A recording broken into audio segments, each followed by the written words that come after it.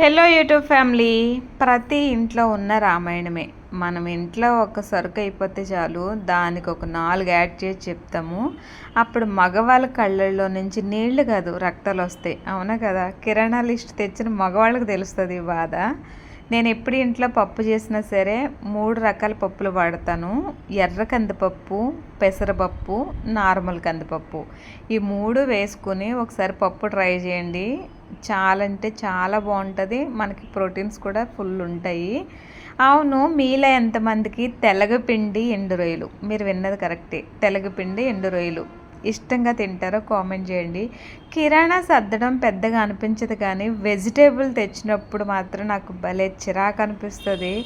ప్రతిదీ వేరు చేసి స్టోరేజ్ చేసేసరికి చాలా అంటే చాలా విసుగు పుడుతుంది. ఉన్నారా మీలో కూడా ఇలాంటి మార్కెట్కి వెళ్ళి తెచ్చినప్పుడు? కామెంట్.